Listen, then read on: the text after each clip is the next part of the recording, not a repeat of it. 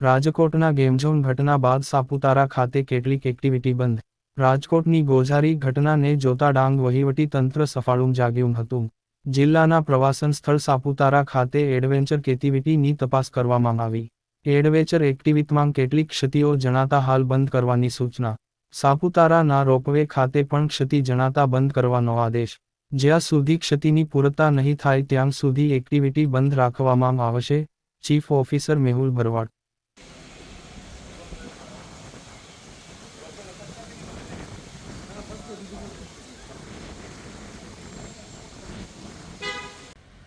Gate भी बंद है। आनो तो नहीं करायो ने बंद अभी हाँ तो बंद है रे।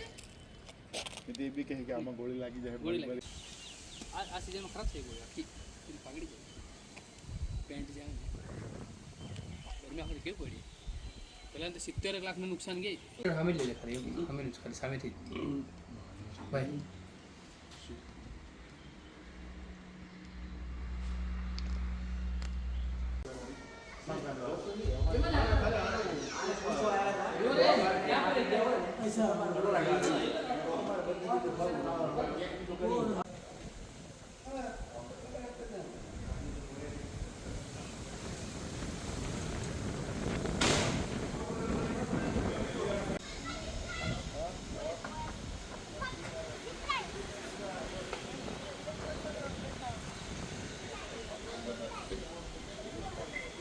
ડૉક્ટર સાહેબ શ્રી ડાંગનાઓના આદેશથી ગેમિંગ ઝોન રિવ્યૂ કમિટી બનાવવામાં આવેલ હતી, જેમાં અધ્યક્ષ તરીકે માનનીય પ્રાંત સાહેબ તેમજ અન્ય સભ્યોમાં chief officer, DYSP, RNB state, RNB electrical, fire officer વગેરે હતા.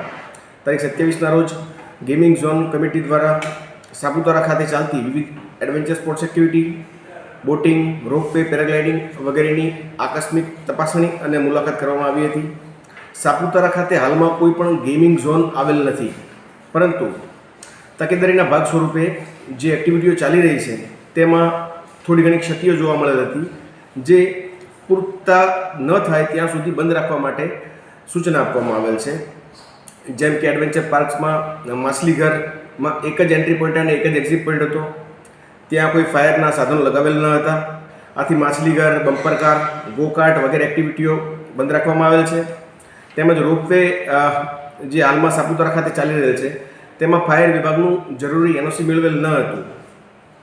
આથી રોપવે પણ જ્યાં સુધી ફાયર વિભાગનું એનઓસી ન મળે ત્યાં સુધી બંધ રાખવા સૂચના આપવામાં આવેલ છે.